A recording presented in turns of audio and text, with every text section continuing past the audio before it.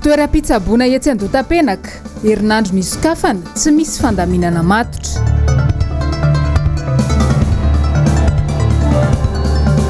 Mangarahara momba ny famatsim-bola avy any ivelany zony ny vahoaka ny alalany marina.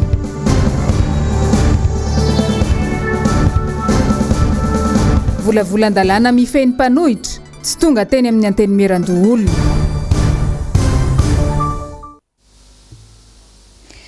Mananombola tsara atsika jiaby izay manaraka ny fahita lavitra MBS amin'ity matinaly ity. Aniany Robia fahavalo ny volana Jolay taogno 2024 tonga soto amin'ny fotoana ny vaovao manasana ampanajanga ny tena koa anaraka izany hatramin'ny farany. Araka ny mazatra atsika andesina manomboka ny vaovao ny tatitra ny antotanisa mandidina ny valanaretina coronavirus eto Madagasikara. Andeha hoarantsika ny antsiprian'izay tateriny Asin'Andriamalala sy Andry Rakotomalala. Tsy nisy ny ainana foy androany raha nambaran'ny profesora Antamari Daniel raika ambizato kosa ny tranga vaovao ka ny 9 tamin'ireo dia teto Analamanga avokoa, roa tany amin'ny faritra Atsinanana, 3 tany Mahatsiatrambony. Mitotaly 773 ireo efa voan'ity valanaretina ity teto Madagasikara hatramin'izay ka ny 777 mbola manaraka fitsaboana ary ny 350 amin'ireo no ao anatin'ilay atao hoe forme grave. Raha ho an'ny androany dia nolazaina fa 475 ireo sitrana. Raha iverenana ny tatitra ofisialy nanomboka tamin'ity volana Jolay ity dia efa hatratra ny isan'olona voamarina fa mitondra ny coronavirus tamin'ny volana Jona iray manontolo. Ny isan'ireo olona voamarina fa mitondra io tsimikaretina io tato anatin'ny herinandro nanombohan'ny volana Jolay. Tamin'ity volana Jolay ity fotsiny mantsy dia efa tafiakatra 753 ireo voamarina fa mitondra ny coronavirus izay saika eto Analamanga avokoa ny akamarony. Fa vaovao makasika ny fahasalamana dia mitohatra ny fahatongavan'ireo olona eny amin'ny toerana fanaovana fitiliana eny andotam-penaka. Nijery ny zava-misy manoloana izay indrindra androany Injava-Andriamahefa sy Mathieu Princy. Ny ray Jolay 24 lasa teo no nisokatra tamin'ny fomba ofisialy tetsy amin'ny vilazy voarandotam-penaka ny fitoeram-pitsaboana andraisana ireo marary sy ireo olona tonga no fitiliana. Izany hoe herinandro izay no nijoro ity sampana iray misahana ny fahasalamana ity. Raha ny hita aloha dia mbola tsy misy ny paikady matotra hitan'ireo tompona andraikitra ny toerana ka nahatonga savorovoro tamin'ireo olona tonga no fitiliana. Tonga lahatra teto izay omaly dia hoe 570 any raisina ozy izy zareo fa hoe nisy ka nisy olona maty zany to dia hodiovina. Dia hoe dia nasaina nody izay noho ny aveka après an'iny zara numéro ihany zareo. Dia izay no natonga le olona sasany efa mitondra numéro amin'ny 120 vao tonga teto. Dia izay no natezitra an'le olona satria laha ay zany zareo nizara numéro ihany dia nisy olona tonga ana dia izay efa nazy numéro maly zany lasa taraiky izy vao tonga. Dia tezitra normal raha tezitra no efa nilahatra tamin'ny 5 maraina hoe ahoana lasa misy olona misy mahazo numéro fa izay le izy. Nisy zaminay ny fantenena eto misy tsy mety any kosa le fandaminana. Ny problème aty aminay aty zao hitanao le misy milahatra maraina dia misy tara zany nangalana ka tiketa mamaly nefa mbola ampidiriny zareo milahatra sy ampidiriny misy. Ny problème aminay aty dia lasa mikorotana be le olona milahatra zao. Maharitra ora maro ny filaharana manampitrotraka ny ainandro. Maro amin'ireo tonga anao fitiliana no kely fanantenana hoe ho voaray androany ihany ve sa anao ahoana. Loatra ny kelikely finoana ihany aloha sarotra manay raha ny androany. Tokony ampy ny anona zany satria mijalona ohatran'izao le tsy ampy zany izy raha dinihana hatramin'ny volonaka hatramin'izao zany zao mifandehany tsy ampy le. Izay aloha zany mbola nandeha hosty dia mbola notany hatrany dia izay vao tonga taty. Tsy mbola nahita ny tao zany tena marina hoe firiny fa le dokotera mandray olona fa hoe raha hatramin'izao moa efa mirombe lasa ngamba zao fa mbola ety ihany. Izay no mahalinina aleo manao test fa na mety salama ianao mety misy aretina ihany satria ohatranao zao hoe tsy maheno tsiro tsy maheno fofona ny tena ohatran'ny andehanako dia izay no tonga namako efa tamin'ny 9 maraina zao mbola tsy miesika hatramin'izao. Niezaka nanantona ny tompona andraikitra tao amin'ity fitoeram-pitsaboana ity moa izahay fa tsy nety niresaka taminay ny tenany. Lafim-baovao mahakasika ny sosialy kosa indray efa tafiditra amin'ny andro fahatelo amin'ny fihiboana isika tamin'ity androany ity. Nagnano antsoavo ny solombavam-bahoaka ny Madagasikara voavidy tao amin'ny Antananarivo Atsimondrano manoloana ny fampiarana ireo fepetra sy ny fijerena ny sosialim-bahoaka. Germaine Menjanahary sy Manora Andriamalala no mitatitra ny andindin'izay. Fanontaniana maro no mipetraka manoloana ny fomba fitantanana ity amehana ara-pahasalamana ity. Raha oviana ny vahoaka malagasy no tena ahafantatra ny zava-misy marina eto amin'ny fireneny. Tena nisitraka ireo fanampina azo avy amin'ireo mpamatsy vola ve ny vahoaka malagasy? Tena ny vahoaka marina ve no andrianina eto amintsika?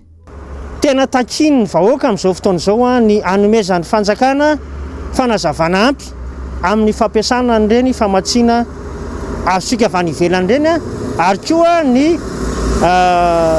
kitapom-bolam-panjakana izay atokana manokana hiatrehana nyity valanaretina ity. Maro mantsy ny vahoaka tsy misitraka an'izany fanampin'izany ara-tsosialy ohatra. Nefa isika dia mametraka hoentitra mahakasika ny hoe tokony fiboana tanteraka any atokantrano ny tsirairay. Voatery anefa ireo vahoaka ireo zany mivoaka mitady an'izay aniko hoaniny izay isan'andro.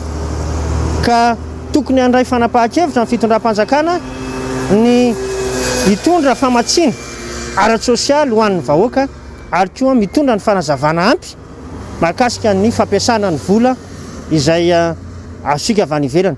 Tsy mangataka velively ny fiaraha-mitantana izay fa mangataka kosa ny fangararana satria volam-bahoaka io ary vola izay tokony hitondrana fanampiana ho an'ny vahoaka malagasy hatrehana an'ity valanaretina ity.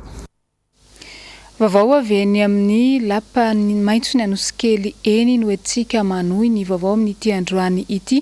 Tamin'ny androany dia nisy ny fanaovana fitiliana teny anivo ny anteny mirandoolona. Ravo Razafy Mahenina sy Tahiriniana Ranarynirina no mitatitra ny vaovao. Tsy notereny ireo loholona nao fitiliana raha ny androany mipetraka ho antsiraray ny safidy. Tsy namaly ny fangatany tompon'andraikitra teo anivony ity androm-panjakana ity raha teo ny avy ny anivony CCO raha ny hoe ny rehetra tsy hakanavaka miaraka amin'ny mpiasa sasany no tokony atao izany fitiliana izany. Fitopolo androany ny azonay amin'ny fandaminana satria angatako izay hoe mba any amin'ny eninjato any satria izay zany efa tena soratra anarana. Dia tsy maintsy nalamina satria namaly ny ministera hoe fitopolo no misy aloha androany dia manateny zay fa mbola isy ambony zay fa manaiky fandaminana zay. Fa zany mampiseho hoe mbola tsy ampy tanteraka araka izay ilana azy. Io moa tsy misy hoe ho ampy tena ho ampy tanteraka fa misy ny laharam-pahamehana. Ary amiko aloha raha manokana zany laharam-pahamehana dia io fanentanana ny olona sy ny test io dia izay valiny fanjakana sy ny test araka izay azo atao zay ny ahafantarana na ho anao, ho an'ny manodidina anao, ny any an-trano sy ny sisa ny toeram-piasanao hoe manahoana ny toeram-pahasalamana satria mety zasy anao sanatrian'izany portera sa dia mieritreritra hoe tsy maninona nefa ianao ilo manaparitaka amin'ny olona telo na efatra dia lasa araka ilay filazan'ny renika amin'izao fotoan'izao moa dia mbola tsy ampy aloha zany ilay izy fa dia fandaminana atao aminay mihintsy manantena fa anatin'ny fandaminana izay dia afaka mbola manao tolotra ny fitondram-panjakana. Voatery nanao fangatahana fandroany filohan'ny anteny mirandoolona mba samy hafantarany tsirairay ny toe-pahasalamany. Fa mbola ato anatiny ady amin'ny valanaretina moa isika amin'izao fotoana izao. Nisy androany fanehoan-kevitra izay nataony loholona iray voafidy tao amin'ny faritany Toamasina manoloana ny fandraisana fepetra nataony fitondram-panjakana sy ny fifehezana izao zava-mitranga eto amintsika izao. Ravo Razafy Mahenina trano mitatitra n'izay vaovao izay eo amin'ny sary ny Tahiriniana Ranarynirina. Telo androandroany no nivoaka ny baiko fa hatramin'ny 12 ora atoandro ny fivarotana ary hatramin'ny 2 ora ny fivezivezena ireo fiaran'olon-tsotra sy ny fiarakaretsaka. Raha ny hita ny fanaretsaka trano ny olona vao maraina tsy hita izay fanajana ny elanela ny iray metatra azo everina ho ampiarovana amin'ny aretina fotsiny ihany anefa ve ny arivava tsy ampy ireo fiatsika hafa tokony atao. Ny zavatra misy ary mahagaga tamin'ny 2 semaines lasa ohatra amin'ny tany Toamasina ny tena be da be ny olo voany ity aretina coronavirus ity. Ankehitriny indray lasa ty Antananarivo indray ilay izy ary miabe araky ny tatitra hitantsika isan'andro dia miamaro ny olo voanyity aretina coronavirus sosokevitra raha tokony atao le test isa-pokotany isaka ny fokotany anaovan'le test fa tsy hoe zay olo mandalo no antsika hoe andao antsika anao test isaka ny fokotany satria fa mianaka nge le izy zava-misy fa to le olo mitangorona nge ity amehana ara-pahasalamana ny tarika amehana ara-tsosialy nona ny olona tsy manankohanina ny olona sahirana ara-pivelomana ny olona tokony ampiarahana zay zavatra zay zany hoe omena sakafo ny olona zany hoe omena sakafo le olona atao testa vita ny testa omena sakafo le olona aterina isa tokantrano aterina isa tokantrano raha tsy misy an'izany manana alem-panahy le olona ivoaka foana izahay tady sakafo izavatra zay hoanina mitady zay arapaka mitady vola zay mahatonga olono mandeha mivoaka io tsy mitsamitombony marary isan'andro vitsony sasany raha oharina amin'ny isany ivelany saingy raha miamitombony mitondra ny tsimokaretina haingana fiparitahana izany ary miakatra ihany koa ny isan'ny maty fitiliana ny resaka eto ampoany malagasy 5 tapitrisa aveny eo ampilatana ny fanjakana ny antomasina azy atao nangina tsy nahenona trango itsony efa andro maromaro zao nivadika teto Antananarivo indray no nahitana marary betsaka indrindra sanatria lany ve ny fitaovana fanaovana fitiliana ho antomasina maika ny teto Antananarivo ka taty indray aloha no afainganina asa izay zava-misy marina fa miankina amin'ny tsirairay ny miaro tena kanefa anjara ndraikitry ny fanjakana ny manampy ny rehetra amin'izany atao ny fanomezana fanampiana sy fitaovana afaka entina miady amin'ny aretina. Vaovao mahakasika ny sosialy kosa indray isaka ny misy ny fepetra vaovao dia misy ihany koa ny fampanantenana vaovao ataon'ny mpitondra misy amin'ireo tena sahirana nefa no tsy mbola ny sitraka izany mihitsy hatramin'ny izay misy ny sosikevitra avy amin'ireo mponina ao andotam-penaka voalohany araka izao tateriny Miradora Benjamina sy Toky Ramarolahy izao. Vokotany anisan'ny lolalovan'ny mpitondra fanjakana amin'izao matetika tamin'ny fampelezan-kevitra ny eny andotam-penaka voalohany. Tao anatin'izay efa bolana nidirana tao anaty amehana ara-pahasalamana izay anefa dia anisany nazahoana fitarainana matetika ihany koa ireo mponina teny fa tsy mipaka amin'izy ireo ny fanampiana avy amin'ny fanjakana. Amin'izao fiverenana anaty fihiboana tanteraka eto Analamanga izao manana etaeta vaovao izy ireo. Zay tena mbola tsy nahazo mihitsy.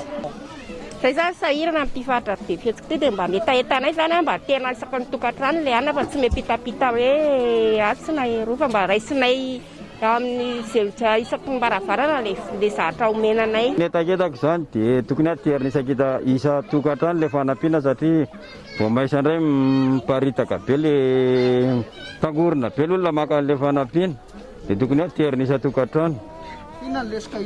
Tena tsy nahazo mihitsy na hatramin'izao na fanampiana varina ina tsisy mihitsy nefa izay mitaiza kely efatra ny zanakay tsy mba nahazo vaza mba nidingadinganina le izy mba tokony aterina isa-trano le fanampiana. Isam-baravarana le mba fanampiana fa izay mitaiza kely tsy afaka makatra fa hoe mihiboka zany dia tena mihiboka tanteraka izay ka mba mangataka zany izay eta be fihetsika mba tonga aty aminay fanampiana mba aterina isam-baravara. Dia manentana zany raha ohatra hoe misy ihany le fanampiana dia mba aterina isam-baravarana fa tsy atao ohatrin'le teo aloha zany le teo aloha misy tiko misy olona mahazo misy olona tsy mahazo vao dingadingana ary ny tena mampalahelo misy an'le olona tokony tena azo tsy mahazo. Lasa misy kitrano an-trano foana zany ny fizarana an'le izy amin'ny fitsinjarana azy ka mba mangataka izay an'izay mpitondra sy izay mendraikitra ny ety anivon'ny fokotany zany mba tena hitsinjara le izy araka ny tokony ho izy. Izay zao sady manantena maranaka dia mbola tsy nahazo mihitsy zay teto ny fokotany le resaka vary zany dia teo amin'ny vary mora koa dia tsy mbola nahazo tike mahitsy satria dia fidividina ihany no mena tike. Dia rehefa maka tike dia tsy misy tike dia za zany anisan'ny tena tsy mba nahazo mihitsy tamin'ny vary mora na dia réclame na le tamin'ny voalohany na le tamin'ny faharoa ny vary mora moa dia tsy misy zany tsy mahazo ay tsy mahazo na vary mora ary na le hoe vary hoe ty hoan'ny mantsa ary tsy misy izay mantsa tena tsy manana mihitsy tsy mahazo fanampiana eny amin'ny fokotanina eny ambany ala mbola tsy nisy na dia vary raika pokary fa aiza amin'ny fitondram-pandrakana tsy mba mijery misy anay nefa ny eny aminay lazaina fa be aretina be dia tena mitady fanampiana mihitsy n'izay satria izay sahirana sady manofa tsano izay taizana aretina mila fanampiana mora marefy Mahatsara anazy dia aloha teornisa tokantrano raha misy ihany nomeny fa zay aloha sahirany satria ny aty aminay aty mpanasa lamba mpitombriky. Fa misaona ny eny amin'ny anteny mera-pirenena amin'izao no ny fahalasana ny solombavam-bahoaka iray izay lany tao amin'ny distrika ny Morombe. Horantsika ny mombamomban'izay tatery ny Asin'Andriamalala sy Tokira Marolahy. Nodomandro omaly talata 7 Jolay teny amin'ny hôpitalo misy Soavinandrina ny solombavam-bahoaka Abernas Rakotomalala Lucien. Solombavam-bahoaka ny Madagasikara voafidy tao amin'ny distrika Morombe izy ary fantelon'izao ny fiampitoam-piasany amin'ny solombavam-bahoaka azy. Lany tamin'ny anaran'ny IRK izy tamin'ny fifidianana farany teo. Tsy mbola fantatra mazava kosa ny aretina nahazo an'ity solombavam-bahoaka ity fa raha ny fantatra dia narary izy ary efa fotoana elaela no tsy nanatrika intsony ny fivoriana teny anivon'ny anteny mera-pirenena. Nandroso tolom-pehikevitra larana fahatelo tsipika 24 tsipika PR miompana amin'ny fananganana ny commission d'enquête parlementaire mikasika ny asandahalo any amin'ny distrika Morombe ny tenany mba tsy siny tsy maty manota sy ho fanafoanana ny kolikoly. Nolanin'ireo solombavam-bahoaka nandritra ny fivoriana ny 20 Jona lasa teo izany. Izahay eto anivon'ny MBS radio télévision dia mirary finonana feno ho an'ny fianakaviany. Fa eo amin'ny lafiny politika kosa indray tsy mbola tanteraka hatramin'izao ny fandiniana ny volavolan-dalàna mifeny satany mpanohitra eny amin'ny anteny merandoolona. Nitondra fanazavana momba ny antony izay indrindra ny tale kabinetra n'ity anteny mera ity. Jessica Miraino mitatitra ny fanadiadiana eo amin'ny sary ny tahiriny anaranariny. Efintelo izao no nisy fiemorana ny mikasika ny fandiniana ny volavolan-dalàna mifeny mpanohitra eny amin'ny anteny merandoolona. Raha tokony ho tanterahina nandritra ny fivoriana ara-potoana farany teo izany dia tsy tontosa satria ny fivoriana raha teo efa nifarana omaly. Voatery andra ny fivoriana ara-potoana ny volana Oktobra izao indray izany ny fandiniana ity volavolan-dalàna ity. Dia efa tafiditra tamin'ny fandaharam-potoanan'ny sénatrice tamin'ity session première session ity fa tsy tonga moa zany ny député Brunel zay tompon'ny lalàna ka rehefa zay ny lalàna moa hoe rehefa tsy tonga ny tompon'ny mpanohitra lalàna dia miembotra ny raharaha. Zay ny antony tsy mahalalana ny lalàna azy dia tsy tokony anaovana asa petatoko na ohatran'izay fa mila alalinina. Raha tsara koa ino ny feon'ireo mpanohitra atoko politika mpanohitra hoe inona ny fiveran'io lalàna io fa tsy atao foana izy satria aza adinina fa misy ilay lalàna teo aloha fa tsy mbola mivoaka fotsiny ny lalàna fampianarana décret d'application mbola tsy mivoaka ka zany mila dinina daholo zany. Raha tsy ahivina efa nisy ity lalàna ity teo aloha saingy ny fampiarana azy na ny décret d'application mbola tsy nivoaka. Ity volavolan-dalàna ity izay tokony andalo eo anivon'ny loholona ny fankatoavana azy na tsy araka ny lalàna aotraray tsipika 5.2 PL manisy ny lalàna laharana faraka 5.2 tsipika aotra 430. Fa misy ny fanaraha-maso ny zava-misy eny amin'ny lalam-pirenena faharoa iny amin'izao fotoana izao. Nanao ny fanadihadiana sy nanangona izay vaovao izay ny mpanao gazety ny MBS Toamasina tatery ny Asin'Andriamalala sy Andry Rakotomalala. Didina ifotony tampoka ny mpitandro filaminana omaly ny savany zava-nisy tena amin'ny lalam-pirenena faharoa mikasika ireo mpandeha amin'ny lalam-pirenena iny. Tao ihany koa ny fijerena ny fitondrana mpandeha ataon'ireo kamion mpitatitra entana. Nandritra izany dia maro ireo tratrany mpitandro filaminana na ireo kamion mpitondra olona avy any Antananarivo izany na ireo mpanao fitaterana amin'ny alalan'ny moto. Maro ny tratra saingy nahitan'olona lazaina avokoa izy ireo ka voatery niraisina ny sazy nataon'ireo mpitandro filaminana. Efitra dia efitra ny barrage sanitaire sy barrage amin'ny ankapobeny moa zany mba tsisy olona hiditra tsony etỳ Toamasina na hivoaka koa avy etỳ Toamasina. Afa-tsy ireo olona mitondra camion zany sy ny mitatitra entana dia raha misy olona atao hoe batteson sanitaire dia mafeno fepetra rehetra zay vao afaka mivoaka zany. Dia mijery ny fanatanterahana zay ary manamafy ihany koa manadina mihitsy zany ireo kolotenanay etỳ an-toerana hoe inona zavatra baiko azy nareo dia manitsy raha ohatra misy tsiampy ary manampy ihany koa raha ohatra ka hoe misy difo zavatra tokony lazainy zareo. Eo amin'ny vaovaon'ny fitaterana ary dia mahatsikaritra ireo mpamily camion fa isaky ny misy ny fampiarana fepetra vaovao tahaka izao dia misedra olana hatrany izy ireo manoloana n'ireo mpitandro ny filaminana tahaka ity niseho teny Anosizato ity. Miradora Benjamina sy Toky Ramarlahy no mitatitra ny andindin'izay. Piasa nisan'ny nahazo lalana miroradolakandro ireo mpamily camion mpitatitra fasika sy vato kely mitoby etsy Anosizato andrefana. Nanomboka tamin'ny latsinainy teo anefa dia sasatry ny miverin-dalana izy ireo satria tsy avelan'ireo mpitandro ny filaminana mandeha intsony. Rehefa ny asa zany zay dia misy ny sakana ataon'ny mpitandro ny filaminana. Dia raha ny tokony izy mantsy le matériel de construction zany tokony mandeha rehefa nitenen'ny tompony andraikitra mahefa tany ambony ministre ny transport hoe afaka mandeha ny camion atao anatiny Analamanga. Dia ny olona nefa tsy an'izay le sakana izay dia izay zany matahotra ny andrefana. Dia izay tomboko vonona hanaja ny fepetra rehetra izay ataony mpitondra fanjakana. Ary marihana fa ny entana alainay tsy misy olona hoe vahoaka be dia be manatrika anay eo fa ohatra ny entana amidy eny an-tsena hoe efa vita fatra iny no chargenay amin'ny camion. Ohatran'izany koa ny mpanaterana tsy misy olona zany nitoby ka hoe mety hisy nitrangana aretina ifindra fa sista manabenina zay dia lasa ary marihana tsara fa ray ny edy chauffeur dia ray ny chauffeur zany miaraka amin'ny tomobile anankiray. Ray mpianakaviana avokoa izy ireo ary mamelona fianakaviana maherin'ny 300. Tsy maharaka intsony ny antanana raha telo etsy isaky ny camion teo aloha ny volana ampidirina isan'andro. Amin'izao zara raha mahita 9. Antsoavo arak'izany ny ataon'ny reto mpitatitra ireto mba hitovian'ny baiko omeny ny tompona andraikitra. Mpitandro filaminana zany ny teny hoe amorona vao mahazo mandeha. Dia izay moa zany miezaka manazava ihany hoe araky ny tenin'ny lehibe avy any ambony dia hoe ny camion atao anatiny afaka mandeha ara-dalàna dia rehefa tapitra ny lera zany ka hatramin'ny 2 dia mijanona. Dia misy mpitandro filaminana indray miteny hoe tsy mahazo mandeha mihitsy nareo. Misy nefa mandefa ihany ny sasany.